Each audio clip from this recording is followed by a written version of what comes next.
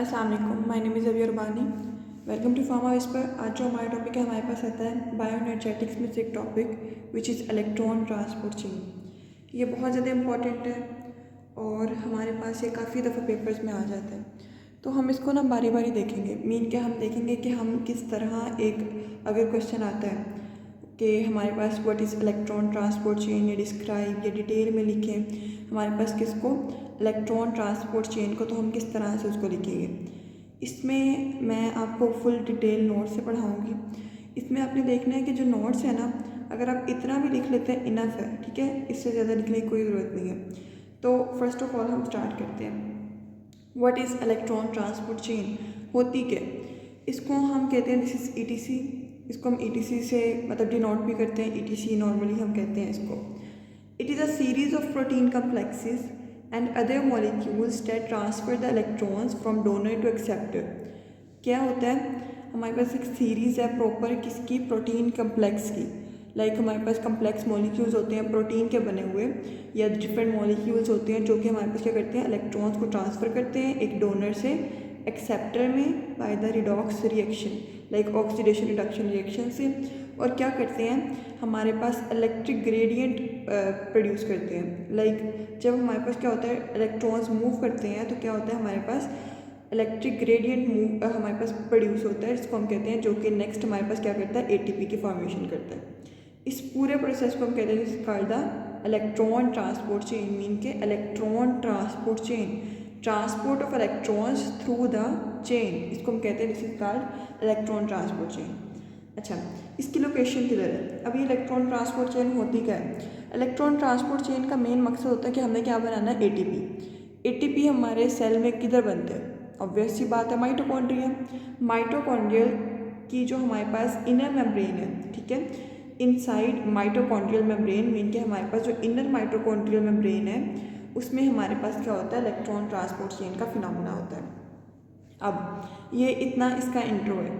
Then हम कहते हैं अगर हम इलेक्ट्रॉन ट्रांसपोर्ट चेन हम डिटेल से देखेंगे किस तरह से ट्रांसफ़र होता है सारा कुछ, तो इसके हमारे पास क्या होते हैं, डिफरेंट इसमें कम्प्लेक्सेस हैं प्रोटीन के। तो एक होता है कम्प्लेक्स वन, जिसके मैंने नेम्स लिखे हैं, ये आपको एमसीक्यूज में भी आ सकते हैं, या वैसे भी जब डिस्क्राइब करते हैं ना स्टेप्स में, देन आपने क्या करना है, इसको इस तरह से लिखना है। NADH Q oxido reductase, complex 2 succinate Q oxido reductase, complex 3 Q cytochrome C oxido reductase and complex 4 this is cytochrome C oxidase.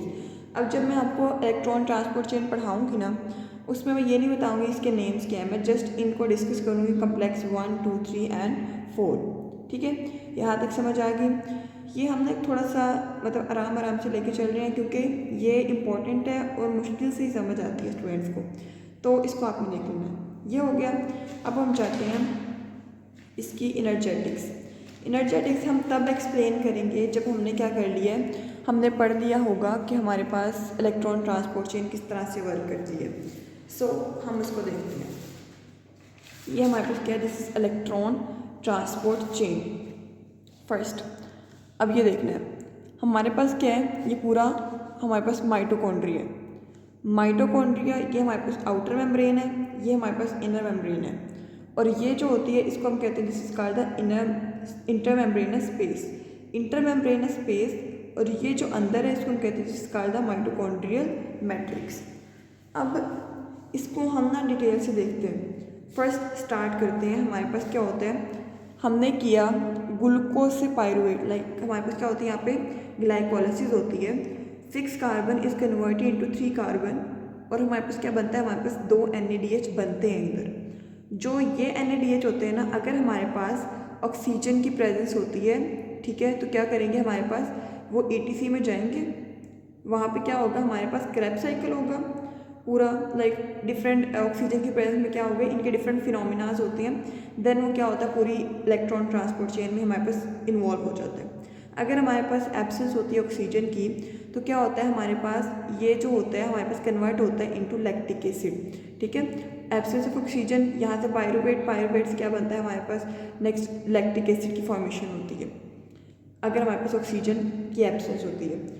अब इसको हम करते हैं साइड पे, हम आते हैं पायरुवेट पे। ग्लूकोज से बना पायरुवेट, मीन के हमारे पास क्या बना, ग्लाइकोलाइसिस हुआ, पायरुवेट बना। पायरुवेट नेक्स्ट क्या होगा, इन the presence of oxygen it enters the mitochondria.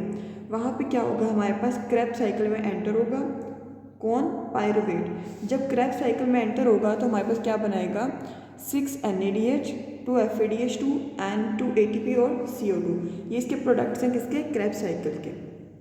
अब हमारे पास क्या होता है जब ETC होता है, इलेक्ट्रॉन ट्रांसपोर्ट चेन, ये बेसिकली क्या चीज़ है, हमारे पास NADH और FADH2 से ATP का बनना, वो हमारे पास this is all called as electron transport chain. ठीक है, इसको हम कहते हैं electron transport chain in the presence of oxygen.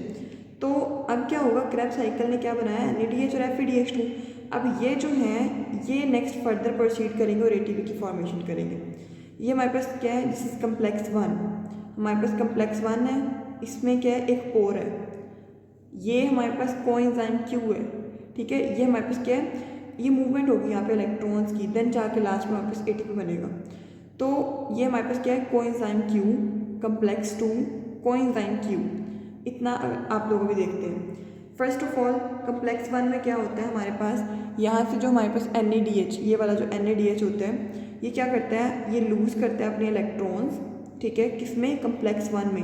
ये सारा किस में हो रहा है, इनर माइटोकॉन्ड्रियल मेम्ब्रेन में, क्रिस्टी में। ये सारे क्या है हमारे पास, इस तरह से क्रिस्टी होते हैं, ये उनमें हो रहा है। ठीक है, तो क्या करेगा, जब ये NADH ऑक्सीडाइज होगा NAD पॉजिटिव में, तो ये क्या करेगा, हमारे पास फ्लैविन मोनोन्यूक्लियोटाइड जो कि कम्प्लेक्स 1 में प्रेजेंट होता है, उसको रिड्यूस करता है फ्लैविन मोनोन्यूक्लियोटाइड H2। ठीक है, ये ड्यूस प्रोडक्ट है। इसमें रिड्यूस करने के बाद क्या करेगा, हमारे पास लूज़ करता है 2 इलेक्ट्रॉन्स। जो 2 इलेक्ट्रॉन्स होते हैं वो मूव होते हैं हमारे पास किधर, हमारे पास कोएंजाइम Q में। कोएंजाइम Q करता है, क्या करता है वो हमारे पास, वो हमारे पास लेता है प्रोटॉन को। ठीक है, हमारे पास इलेक्ट्रॉन्स को लेता है, प्रोटॉन को नहीं, इलेक्ट्रॉन्स को लेता है और क्या कर देता है, हमारे पास अपनी रिड्यूस्ड फॉर्म बना देता है, जिसको हम कहते हैं यूबीक्विनोल। ठीक है, तो रिड्यूस्ड फॉर्म बन जाती है कोएंजाइम Q की। अब यहाँ पे क्या है, NADH तक का अमल हो गया कि NADH आया, उसने क्या किया, उसने कोएंजाइम Q को रिड्यूस करवा दिया। अब नेक्स्ट यहाँ पे जब NADH यहाँ पे ऑक्सीडाइज हो रहा है, ठीक है, तो क्या होता है, हमारे पास जब कोई भी चीज़ इलेक्ट्रॉन लेती है तो उसकी एनर्जी क्या होती है, हाई होगी। जब एक्सेप्ट द इलेक्ट्रॉन्स, एनर्जी उसकी क्या होगी, हाई हो जाएगी। And if it loses the electrons, energy low. अब जब हमारे पास क्या है, यहाँ पे उसने इलेक्ट्रॉन एक्सेप्ट कर लिया कोएंजाइम Q ने, उसकी एनर्जी क्या होगी, हाई होगी। एनर्जी हाई हुई, उसको नहीं बर्दाश्त कि उसकी एनर्जी हाई हो रही है, वो इतनी हैंडल नहीं कर पा रहा। अब वो क्या करेगा, इसको नेक्स्ट मूव करवा देगा। ये सब में होगा कि एक के पास आएगा, वो उसको रखेगा, अपनी चीज़ें कन्वर्ट करेगा, देन उसको दूसरे को दे देगा। तो अब हमारे पास क्या हुआ, ये जो कम्प्लेक्स 1 है, इसमें जब NADH हमारे पास क्या हुआ, ऑक्सीडाइज हुआ, यहाँ पे एनर्जी क्या थी, सबसे पहले हाई हुई। ठीक है, इलेक्ट्रॉन इसके पास आए, एनर्जी हाई हुई। और जब हमारे पास एनर्जी हाई होगी तो क्या होगा, हमारे पास वो इलेक्ट्रॉन्स को मूव कराएगा क्या, ताकि उनके पास क्या हो, एनर्जी लो। और जब हमारे पास एनर्जी लो होगी तो हमारे पास हाइड्रोजन मूव करेंगे, क्योंकि यहाँ पे देखें जब NADH ऑक्सीडाइज हो रहा है प्लस H पॉजिटिव भी आएगा, तो ये वाला जो H पॉजिटिव है ये क्या होगा, हमारे पास मूव करेगा थ्रू दिस पम्प या पोर, और कहाँ जाएगा, हमारे पास स्पेस में चला जाएगा, ये स्पेस में जाता जाएगा। ठीक है, ये इसका ये हो गया। देन हम कहते हैं हमारे पास क्या होता है, इसने दे दिया। अब यहाँ से जो FADH है हमारा, FADH2 is converted into FAD। ठीक है, ये हमारे पास क्या है, this is also oxidize to FAD। और यहाँ पे फिर हमारे पास क्या होता है, यहाँ पे फ्लैविन mononucleotide is converted into its reduced form. जब इसमें कन्वर्ट होगा, इसकी एनर्जी भी हाई होगी और क्या करेगा, अपने इलेक्ट्रॉन्स को मूव करवा देगा कोएंजाइम Q में।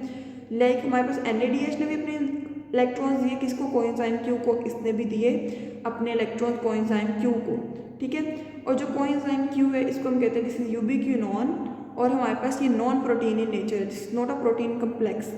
प्रोटीन कम्प्लेक्स कम्प्लेक्स 1, 2, 3 एंड 4 है। ठीक है, तो इसने इधर मूव करवा दिए। अब क्या है, हमारे पास कोएंजाइम Q एक ये है और एक ये है, इन दोनों के पास क्या है, हमारे पास इलेक्ट्रॉन्स है।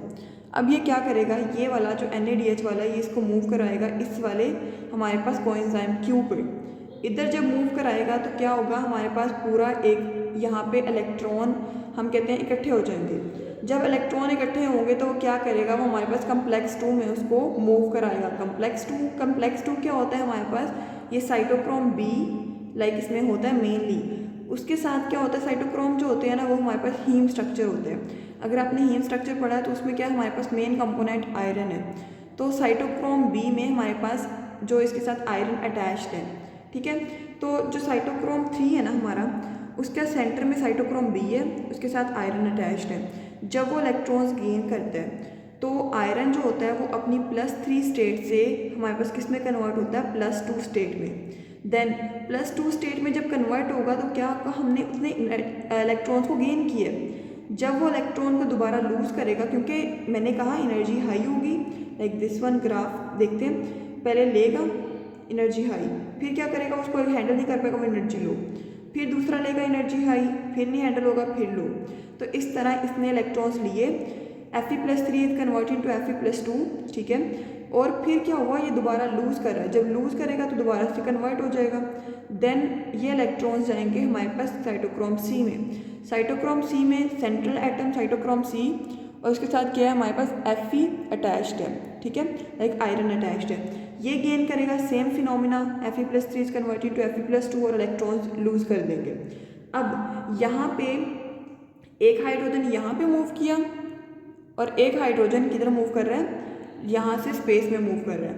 अब इसने इसको दे दिया, इधर भी सेम फिनोमिना, और इसने इसको मूव करा दिया साइटोक्रोम हमारे पास A+A3, इसको हम कहते हैं कम्प्लेक्स 4। कम्प्लेक्स 4 में क्या होता है हमारे पास, लाइक वो हमारे पास इलेक्ट्रॉन्स गेन करता है, और सेम जैसे हमारे पास कम्प्लेक्स 3 या साइटोक्रोम सी करता है ना कि Fe+3 is converting to Fe+2, then again जब वो अगेन दोबारा कन्वर्ट होगा Fe+3 में, तो क्या होगा, अपने इलेक्ट्रॉन्स को देन वो अगेन लूज़ करेगा।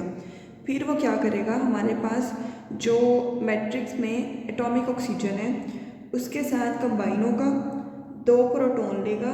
2 प्रोटॉन कौन से, लाइक यहाँ पे जब एनर्जी लो होती है, एनर्जी का लेवल लो होता है, तो क्या होता है हमारे पास जो ऑक्सीजन जो हाइड्रोजन हम पंप करते हैं वो थोड़े बहुत इधर भी तो होते हैं ना, इधर भी हाइड्रोजन की कंसनट्रेशन होगी जो कि पंप की जाएगी ना मैट्रिक्स से स्पेस में। तो क्या होता है, वो वाली जो हाइड्रोजन की कंसनट्रेशन है वो भी थोड़ी सी इसके साथ अमाउंट जो होती है वो कंबाइन होती है, इलेक्ट्रॉन्स कंबाइन होते हैं, हमारे पास बनाते हैं वाटर। जो वाटर होता है वो नेक्स्ट हमारे पास डिफरेंट प्रोसीजर्स वगैरह में बॉडी के यूज़ होते हैं, और मेन पर्पस क्या है हमारा ATP की फॉर्मेशन। फिर क्या होता है, जब हमारे पास ये बन जाता है, ठीक है, हमारे पास वाटर बन गया।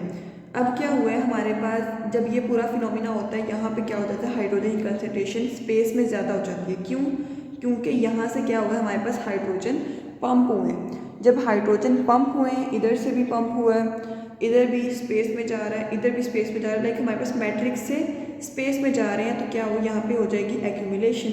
यहाँ पे हाइड्रोजन की कंसनट्रेशन होगी 10⁻⁷ मिलीवोल्ट। ये हमारे पास इतनी कंसनट्रेशन है, और यहाँ पे मैट्रिक्स में 10⁹। अभी आपने कंफ्यूज नहीं होना कि इधर तो -9 है, इधर -7 है, तो ये अमाउंट छोटी है और ये अमाउंट बड़ी है, ठीक है। यहाँ पे हमारे पास क्या होता है, अमाउंट ज़्यादा हो जाती है हाइड्रोजन की कंसनट्रेशन की। अब क्या होगा, थ्रू द पैसिव ट्रांसपोर्ट हमारे पास हाई टू लो कंसनट्रेशन की तरफ मूव करेंगे हमारे पास कौन, हाइड्रोजन मीन क्या है हमारे पास प्रोटॉन्स। किस तरह से वो मूव करेंगे, अब ये मैं आपको बताऊंगी इन द ऑक्सीडेटिव फॉस्फोराइलेशन। तो जब हमारे पास मूव करेंगे, वो हमारे पास एक होता है, हम अपरेटस कह सकते हैं, विच इज़ ATP सिंथेस। इसके ज़रिए क्या होता है, वो मूव करते हैं लाइक हमारे पास हायर टू लोअर कंसनट्रेशन। जब वो मूव करते हैं ATP सिंथेस से, तो क्या होता है, ATP की फॉर्मेशन होती है, और हमारे पास ATP की फॉर्मेशन होना from the concentration gradient, like ये कंसनट्रेशन ग्रेडियंट बिल्ड होता है, यहाँ पे ज़्यादा यहाँ पे कम, एक ग्रेडियंट बिल्ड हो गया है। ग्रेडियंट हम कहते हैं हमारे पास फ़र्क को, ठीक है। कंसनट्रेशन ग्रेडियंट हमारे पास बिल्ड हो जाता है, जिसकी वजह से क्या होता है, हाइड्रोजन मूव करते हैं, और जब वो मूव करते हैं तो हमारे पास क्या बनता है, ATP सिंथेस क्या करता है, उनको यूटिलाइज करता है और ATP की फॉर्मेशन करता है। और इस पूरे प्रोसेस को लाइक हाइड्रोजन की मूवमेंट से ATP की फॉर्मेशन को इन the presence of oxygen, this is called the oxidative phosphorylation. ये समझ आ गई। अब हमारे पास क्या बन गया, ATP। ये जो है ना, ये फिनोमिना ऑक्सीडेटिव फॉस्फोराइलेशन है, इसको हम डिस्कस करेंगे नेक्स्ट लेक्चर डिटेल में, ठीक है। ये अलग क्वेश्चन भी आ जाता है और इम्पॉर्टेंट भी है। तो ये हमारे पास क्या होता है, जब हमारे पास ये वाटर वाला प्रोसेस होता है, इसके जो इनहिबिटर्स हैं हमारे पास कौन से हैं, साइनाइड आयन और कार्बन मोनोऑक्साइड। अब ये वाला पॉइंट आप लोगों ने देखना है, जब हमारे पास एनर्जी का लेवल लो होता है तो क्या होता है, हमारे पास मैट्रिक्स में हाइड्रोजन की कंसंट्रेशन ज़्यादा हो जाती है। जब मैट्रिक्स में हाइड्रोजन की कंसंट्रेशन ज़्यादा होगी तो ऑब्वियस सी बात है एक कंसंट्रेशन ग्रेडियंट बनता है, जिसकी वजह से क्या होता है, पोर्स के जरिए हमारे पास हाइड्रोजन क्या होते हैं, मूव करते हैं out of the matrix, mean के स्पेस में चले जाते हैं। स्पेस में जाने के बाद वहाँ पे कंसंट्रेशन ज़्यादा होती है और हमारे पास क्या होती है, एटीपी की फॉर्मेशन होती है। अब ये मैं आपको समझाती हूँ किस तरह से हमारे पास, हमारा मेन पर्पज़ यही है ना कि ईटीसी इलेक्ट्रॉन्स की ट्रांसफ़र से NADH या FADH2 से कितने हमारे पास ATP जनरेट हो रहे हैं। तो इसका आप देखते हैं, ये हमारे पास क्या है कि कंक्लूजन क्या है, जितने ज़्यादा हमारे पास हाइड्रोजन आइंस मूव करेंगे ना थ्रू द पोर या थ्रू द पम्प, उतने ज़्यादा हमारे पास क्या होते हैं, ATP जनरेट होते हैं। इन केस ऑफ NADH हम कहते हैं हमारे पास क्या है, NADH के केस में हमारे पास 3 हाइड्रोजन पंप होते हैं। लाइक NADH चाहिए, एक हाइड्रोजन इधर पंप हुआ, एक पूरा प्रोसेस है ना NADH के इलेक्ट्रॉन्स का, एक हाइड्रोजन इधर, 2 हो गए, ये 3, तो कितने, 3 हाइड्रोजन पंप हुए, मीन के हमारे पास 3 ATP एक NADH के मॉलिक्यूल से प्रोड्यूस होते हैं। इन केस ऑफ FADH अब इधर नहीं स्टार्ट हो रहा है, FADH इधर स्टार्ट हो रहा है। इस इधर स्टार्ट होने के बाद किधर किधर वो हाइड्रोजन दे रहा है, एक यहाँ दे रहा है, एक यहाँ दे रहा है, 2, तो FADH कितने बनाता है, हमारे पास 2 ATP बनाते हैं। ठीक है, अब इसको हम देखते हैं, इसकी एनर्जेटिक्स में हम कहते हैं हमारे पास क्या होता है कि ग्लाइकोलाइसिस के केस में हमारे पास 2 NADH इज कन्वर्टेड इनटू, मतलब हमारे पास 2 NADH प्रोड्यूस होते हैं, इधर प्रोड्यूस हुए हैं 2 NADH, तो क्या हो गया, हमारे पास 6 ATP बन गए। जब हमारे पास 6 ATP बन जाते हैं तो क्या क्रैब साइकिल, अभी हमारे पास आप होगी यहाँ पे 2 ATP भी है, इसका मैं आपको बताती हूँ। जो क्रैब साइकिल है, क्रैब साइकिल में हमारे पास 6 NADH 18 ATP हो गया, 6 क्रॉस 3 18 ATP, एक NADH 3 ATP देता है ना, 2 FADH2 एक FADH2 2 ATP देता है 4 ATP, देन 2 ATP यहाँ पे जनरेट होते हैं। एसिटाइल को ए पायरुवेट, लाइक जब हमारे पास ग्लाइकोलाइसिस में पायरुवेट बनता है देन वो क्या करते हैं, हमारे पास एसिटाइल को ए से कंबाइन होता है और मतलब हमारे पास जो बनता है इसका प्रोडक्ट। ठीक है, इसको हम कहते हैं ट्रांजिशन फेज में हमारे पास 2 NADH बनते हैं, जिसको हम कहते हैं 2 क्रॉस 3 इक्वल टू 6 ATP। तो इन सबको जब हम कैलकुलेट करते हैं टोटल बनते हैं 36 ATP in case of aerobic conditions. अगर हमारे पास ऑक्सीजन नहीं होती तो हमारे पास क्या होता है, 2 ATP इन ग्लाइकोलाइसिस नेट होते हैं, जो मैंने कहा था मैं आपको बाद में बताऊंगी। तो इनको कंबाइन करने से हमारे पास टोटल कितने आता है, दिस इज 38 ATP। तो एनारोबिक कंडीशन में 38 ATP प्रोड्यूस होते हैं एक ग्लूकोज मॉलिक्यूल से, और इन केस ऑफ हमारे पास एरोबिक हमारे पास 36 ATP। अब मैं आपको बताती हूँ कि इम्पॉर्टेंट यहाँ पे कि ये जो हमारे पास होता है इसको आपने थोड़ा सा जल्दी जल्दी देख लेना है कि हमारे पास जो ग्लूकोज होता है it is converted into pyruvate. यहाँ पे क्या होता है, हमारे पास NADH बनते हैं, जो NADH बनते हैं ना वो हमारे पास in the presence of oxygen क्या करता है, हमारे पास ये पूरी ETC को चलाता है। बट एक मसला है कि हमारे पास NADH या FADH2 जो होती हैं वो हमारे पास क्या होते हैं, वो हमारे पास माइटोकॉन्ड्रियल मैट्रिक्स को, लाइक हमारे पास मेम्ब्रेन को, ठीक है, मेम्ब्रेन को पास नहीं कर पाते। अब वो किस तरह से हमने, अगर हमारे पास ऑक्सीजन की प्रेजेंस से हम इसको लेके जाएंगे अंदर कि हमारे पास क्रैब साइकिल में ना जाए पायरुवेट, वो तो एक अलग फिनोमेना है। अगर हम इससे भी इलेक्ट्रॉन ट्रांसपोर्ट चेन चलाना चाहते हैं किस तरह चलेगी, तो फर्स्ट ऑफ ऑल हमारे पास यहाँ पे क्या होता है, देयर ट्रांसपोर्टर्स, लाइक हमारे पास चैनल कह सकते हैं, पंप्स कह सकते हैं, ये वाले। ठीक है, तो सबसे पहले क्या होता है, हमारे पास ऑक्सैलो एसीटेट है, हमारे पास ये साइटोसोल है सारा। ठीक है, हमारे पास साइटोसोल है, ये हमारे पास माइटोकॉन्ड्रियल मैट्रिक्स है, ये स्पेस है, outer membrane, inner membrane. Then cytosol में क्या होता है, oxaloacetate is converted into malate. यहाँ पे NADH का मॉलिक्यूल कन्वर्ट होता है हमारे पास NAD पॉजिटिव में, यहाँ पे यूटिलाइज हो रहा है। देन साइटोसोलिक मैलेट ये हाइड्रोजनेस एंजाइम है। अब मैलेट बन गया, मैलेट क्या करता है, वो पंप को मतलब इजीली हमारे पास क्या होता है, मूव कर जाता है। यहाँ से जब वो मूव करेगा जाएगा किसमें, माइटोकॉन्ड्रियल मैट्रिक्स में। माइटोकॉन्ड्रियल मैट्रिक्स में मैलेट जो होता है it is converted into oxaloacetate plus, ठीक है, हमारे पास किसमें कन्वर्ट होता है, malate it is converted to oxaloacetate. Oxaloacetate में कन्वर्ट किससे होगा, यहाँ पे साइटोसोलिक एंजाइम है, वहाँ पे माइटोकॉन्ड्रियल एंजाइम होगा, माइटोकॉन्ड्रियल मैलेट डिहाइड्रोजनेज। यहाँ पे जब यहाँ पे यूटिलाइज हुआ, जब मैलेट दोबारा कन्वर्ट होगा ऑक्सैलो एसीटेट में तो क्या होगा, हमारे पास NADH बनता है। अब हमारे पास क्या होगा, NADH बनेगा यहाँ पे एक, वो हमारे पास यूटिलाइज होगा कम्प्लेक्स वन में। ठीक है, हमने बना लिया NADH को, तो हमने अंदर भेज दिया और उससे हमने पूरी इलेक्ट्रॉन ट्रांसपोर्ट चेन चला ली। अब FADH2, अच्छा, यहाँ पे जो हमारे पास बनेगा ऑक्सैलो एसीटेट, वो क्या करेगा, ग्लूटामेट, अब इसने बाहर भी तो आना है, ग्लूटामेट के साथ कंबाइन होगा, अमाइनो ट्रांसफेरेज इसमें एंजाइम यूज होता है, अस्पार्टेट और अल्फा कीटोग्लूटारेट बनाते हैं। अब ये दोनों जो होते हैं बाहर को मूव करते हैं और हमारे पास क्या बनाते हैं, ऑक्सैलो एसीटेट और ग्लूटामेट। ये क्या हुआ, अंदर गया, इसका मकसद सिर्फ NADH को अंदर लेके जाना है और फिर बाहर आ गया। अब हमारे पास इसको हम कहते हैं, इसका था मैलेट एस्पार्टेट शटल, मीन के हमारे पास मैलेट और एस्पार्टेट से हमारे पास इलेक्ट्रॉन्स, पूरी इलेक्ट्रॉन ट्रांसपोर्ट चेन चली है इन फॉर्म ऑफ NADH, ठीक है। हमारे पास इसमें आता है G3P शटल। पहले हमने पढ़ा मैलेट एस्पार्टेट शटल, जिसमें हमारे पास क्या हुआ, मैलेट के जरिए हमने क्या किया, NADH को मूव कराया। इस केस में क्या होगा, हमारे पास dihydroxyacetone phosphate, it is converted to G3P which is glycerol 3 phosphate in the presence of cytosolic glycerophosphate dehydrogenase. NADH use होता है, देन G3P मूव करता है इस पूरे पंप के जरिए इनटू द माइटोकॉन्ड्रियल मैट्रिक्स। यहाँ पे G3P अगेन कन्वर्ट होता है DHAP, जो कि आउट ऑफ हमारे पास मैट्रिक्स आ जाता है। देन क्या कहते हैं, हमारे पास जब ये कन्वर्ट होता है, यहाँ पे एंजाइम था साइटोसोलिक, वहाँ पे यूज़ कौन सा होता है हमारे पास, माइटोकॉन्ड्रियल। यहाँ पे NADH यूज़ होता है और यहाँ पे क्या होता है, FADH2 की प्रोडक्शन होती है। यहाँ पे जो FADH की प्रोडक्शन होती है वो जाके हमारे पास कम्प्लेक्स 2 में क्या करता है, हमारे पास ऑक्सीडाइज होता है और flavin mononucleotide is converted into flavin mononucleotide H2, mean के रिड्यूस हो जाता है फ्लेविन मोनोन्यूक्लियोटाइड। दो तरह से हमने क्या किया, हमने NADH को मूव करा दिया। अब हमारे पास एक थर्ड फिनोमिना होता है which is beta oxidation of fatty acid. ये हमारे पास फैटी एसिड के मेटाबॉलिज्म में आता है, हमने मेटाबॉलिक साइकिल्स में ये ऑलरेडी डिस्कस किया हुआ है, what is beta oxidation of fatty acids. तो इसमें क्या होता है, हमारे पास fatty acyl CoA which is the molecule is converted into enoyl CoA। जब ये कन्वर्ट होता है हमारे पास होता है in the presence of acyl CoA dehydrogenase, तो हमारे पास FADH2 का मॉलिक्यूल प्रोड्यूस होता है। वो FADH2 का मॉलिक्यूल जो होता है हमारे पास जाता है कम्प्लेक्स 2 में और वहाँ पे क्या होता है, इलेक्ट्रॉन ट्रांसपोर्ट चेन दोबारा से चलती है। सो इसको हम कहते हैं, हमारे पास 3 मेथड से क्या होता है, NADH वगैरह मूव करते हैं। इसको हम कहते हैं this is aspartate, malate aspartate shuttle, G3P shuttle and beta oxidation of fatty acid. अब हम इसकी सिग्निफिकेंस पे आते हैं, हम ATC को क्यों यूज़ करते हैं, इलेक्ट्रॉन ट्रांसपोर्ट चेन हमारे लिए क्यों इंपॉर्टेंट है। ATP मतलब हमारे पास क्या करता है, ETC हमारे पास क्या करता है कि हमें इसकी ज़रूरत पड़ती है। बेसिकली इसका जो मेन मैकेनिज्म हमारे पास क्या है, ATP की जनरेशन। हमारे पास किसी भी बॉडी के फंक्शन को करने के लिए, लाइक मूवमेंट को, मेटाबॉलिज्म को, सिग्नलिंग वगैरह को, किसी भी चीज़ के लिए हमारे पास क्या चाहिए, हमारे पास एनर्जी चाहिए। एनर्जी हमारी बॉडी में किस फॉर्म में यूटिलाइज होती है, in the form of ATP adenosine triphosphate. तो ये ATP बनती कैसे है हमारे पास, through the electron transport chain.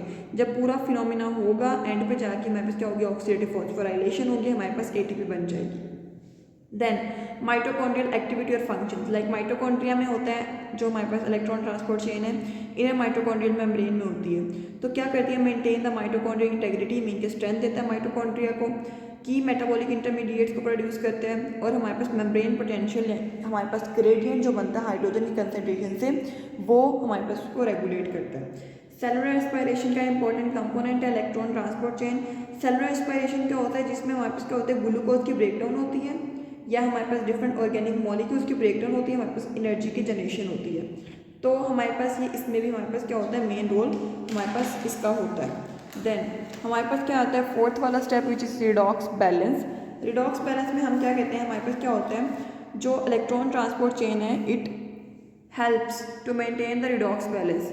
Like हमारे पास क्या करते हैं, इलेक्ट्रॉन डोनेट करता है, पहले हमारे पास डोनर से लेता है, उसको हमारे पास एक्सेप्टर को देता है, जिसकी वजह से क्या होता है, एक रेगुलेशन होती है। ठीक है, रिएक्शंस जो होते हैं वो ये नहीं होता कि एक जगह एक्यूमुलेट हो रही हैं, रिएक्शंस क्या होते हैं, रेगुलेट होते हैं। तो हम कहते हैं ये एक्यूमुलेशन हमारे पास जो होती है, डिफरेंट केमिकल हमारे पास हार्मफुल सब्सटेंसेस, टॉक्सिन्स, इन सबको क्या करता है, प्रिवेंट करता है। हमारे पास ऑक्सीजन की यूटिलाइजेशन होती है। ऑक्सीजन हमने पढ़ा था, एटॉमिक ऑक्सीजन क्या होता है, वो यूटिलाइज होता है और क्या बनता है हमारे पास, वाटर, जिसकी वजह से क्या होता है हमारे पास ETC जो होता है electron transport chain, aerobic organism में जो हमारे पास ऑक्सीजन की प्रेजेंस में हमारे पास सांस लेते हैं, उनके लिए क्या होता है, नेसेसरी हो जाता है। ठीक है, तो इस्टेब्लिशेस द प्रोटॉन ग्रेडियंट, हमने प्रोटॉन ग्रेडियंट एंड पे जनरेट करते हैं हाइड्रोजन कंसंट्रेशन की वजह से, इसकी वजह से क्या होती है हमारे पास ऑक्सीडेटिव फॉस्फोराइलेशन होती है। ATP सिंथेज को यूज़ करके हम ATP की फॉर्मेशन करते हैं। सो ये था हमारे पास इलेक्ट्रॉन ट्रांसपोर्ट चेन, इंपॉर्टेंट है, बहुत ज़्यादा इंपॉर्टेंट और मोस्टली आ जाता है। अगर कुछ नहीं समझ आई तो आप लोग मुझसे पूछ सकते हैं। बाकी इसके जो नोट्स अगर आप लोगों को चाहिए तो डिस्क्रिप्शन में व्हाट्सएप ग्रुप का लिंक है, वहाँ से ज्वाइन करके भी ले सकते हैं। जज़ाकल्लाह।